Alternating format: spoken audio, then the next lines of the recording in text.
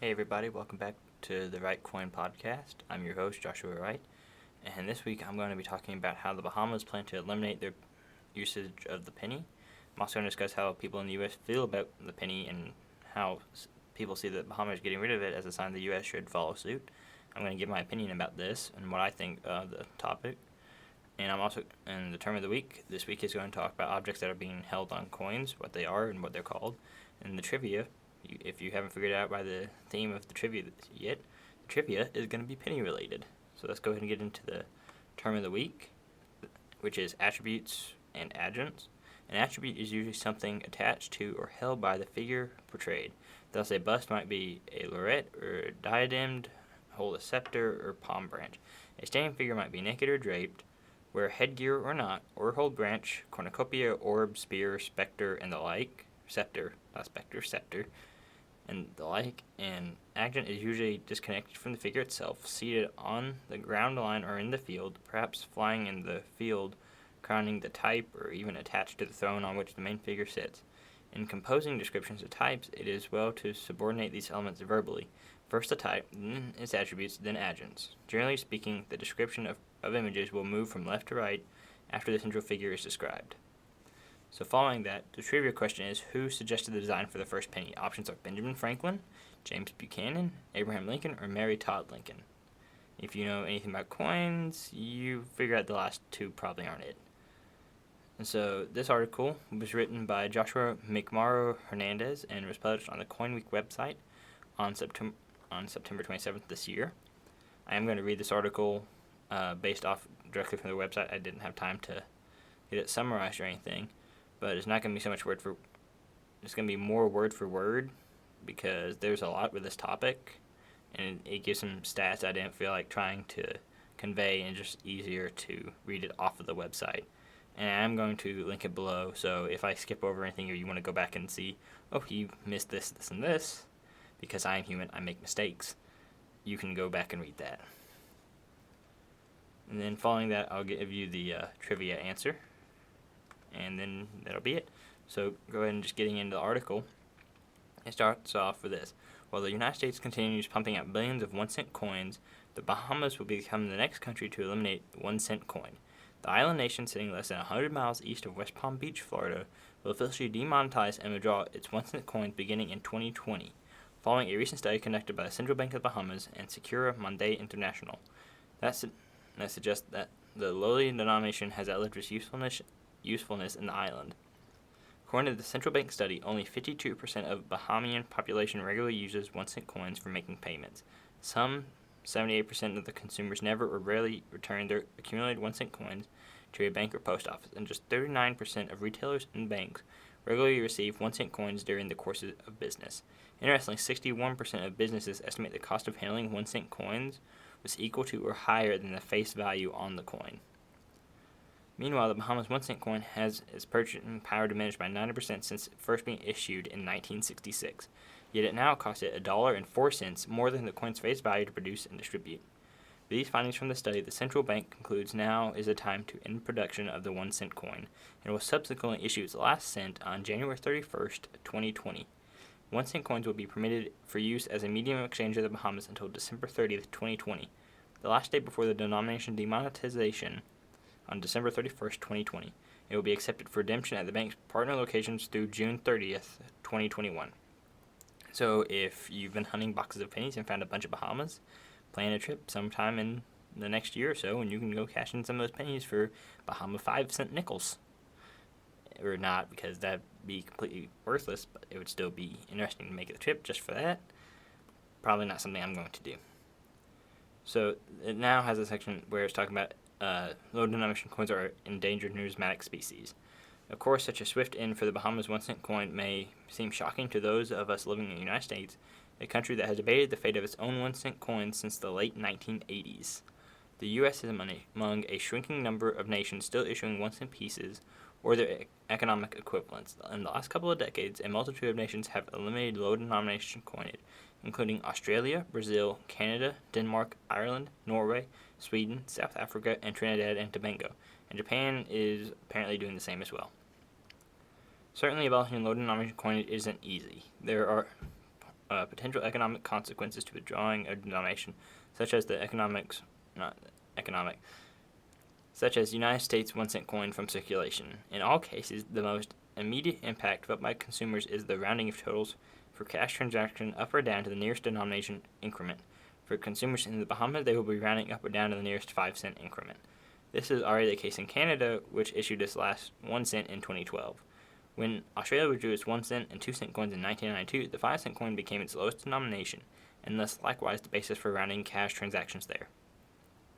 So this is kind of my thing with people wanting to get rid of the penny in the U.S.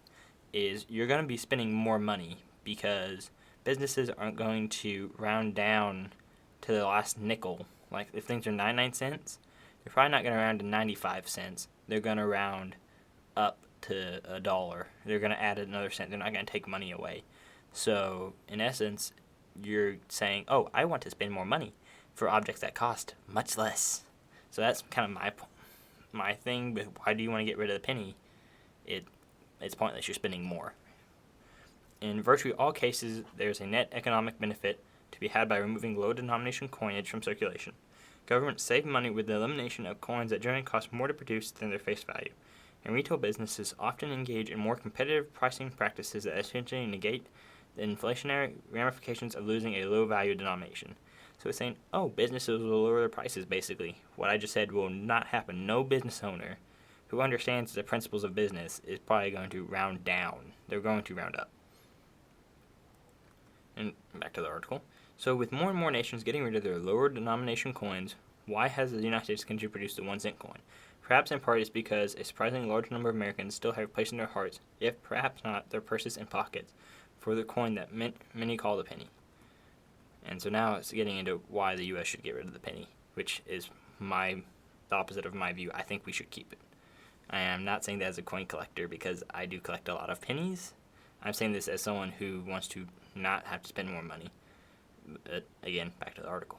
According to the 2018 United States Mint annual report, it cost $2.06 to produce, administer, and distribute a 1 cent coin, up from $1.82 a year earlier. In fact, both the 1 cent and 5 cent cost more than face value to strike and issue, with the nickel costing $7.53 each to produce, administer, and manufacture in fiscal year 2018, up from $6.60 6.60 cents a year. So it's up. There's not dollars. It's just cents. So it'd be like 2.06 cents, 1.82 cents, 7.53 cents, 6.60 cents. I saw the decimal. I assumed dollars because that's how my brain works, apparently. And it says, looking back over the cost of making the penny and the nickel since the dawn of the 21st century, both denominations have lost money since 2006. However, the majority of Americans in various surveys still love the United States 1 cent coin. According to a 2019 poll released by the Americans for Common Sense, ACC, 68% of Americans wish to keep the penny. These figures are similar to the other findings in recent years. In 2014, an ACC poll found 68% of Americans wish to keep the 1 cent coin, up 1% from a 2012 survey finding 67% of Americans wanted to keep the penny. A poll conducted by the Huffington Post in 2014 gathered the feelings of Americans on the subject in a different way. It asked respondents to choose a word that would describe their feelings if the government stopped minting pennies. 34% of people responded with disappointed. 9% chose angry. Why they would be angry about this, I'm not sure, and neither is the author of this article. Meanwhile, 9% said that they would be satisfied, and 8% reported happy. The number of people replied with indifferent or sure was 25% and 14% respectively. But really angry. Again, article, not me. It's hard to imagine huge numbers of Americans taking to the streets in rage if the United States stopped producing 1 cent coins, but stranger things have happened. Yet even if the years ahead public opinion polls continue to suggest that most Americans want to keep the penny, it may not be enough to convince penny pinching, pun intended here, again, article, not me. Lawmakers to save the denomination, numerous studies show that the United States government, and by extension, taxpayers would save millions of dollars if the 1 cent coin were eliminated, something that could be done only by an act of Congress. Several lawmakers have proposed bills to eliminate the penny, including Arizona Representative James Kolb, who twice unsuccessfully pitched such legislation, most recently in 2006. As with many issues before lawmakers on Capitol Hill, the penny attracts a plethora of lobbyists. These include citizens to retire the penny, a lobby supporting the elimination of the 1-cent coin, another group hired by Jarden Zinc Products of Greenville, Tennessee, which produces the zinc planchets used to make the United States 1-cent coins, rallies to keep the 1 cent around. So, I'm just going to kind of go back to my opinion of this. Anyway, I think that we should keep, they're saying get rid of the penny and the nickel. I think to keep it. Again, I'm not saying this as someone who collects the coins, because yes, I collect them in rather large quantities, but because, like I said, no one's going to round down, and they don't have to get rid of the coins altogether if you think about it. What my opinion is that the mint can build up a reserve of 1 cent, 5 cents, and just say, okay, we're not making any more, so, have a reserve of like 20 pennies and nickels, and then just stop making them. You don't have to get rid of them in circulation. You can still have them in circulation.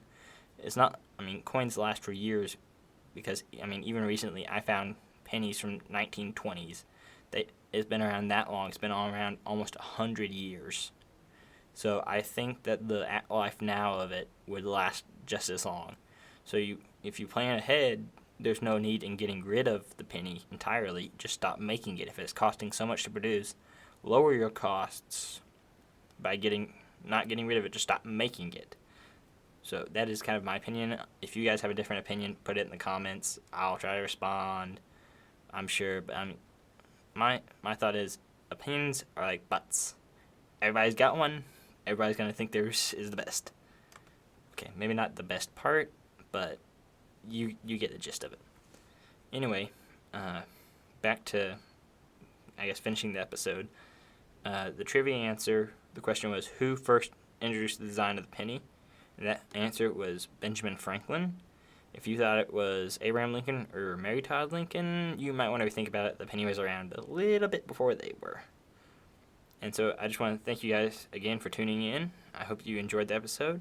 If you have any questions, comments, or any helpful critiques, things you think I should change or adjust, email me at therightcoinspodcast@gmail.com. I'll try to get back to you guys and make the adjustments where I can. I guess that's it, and I will see you guys later.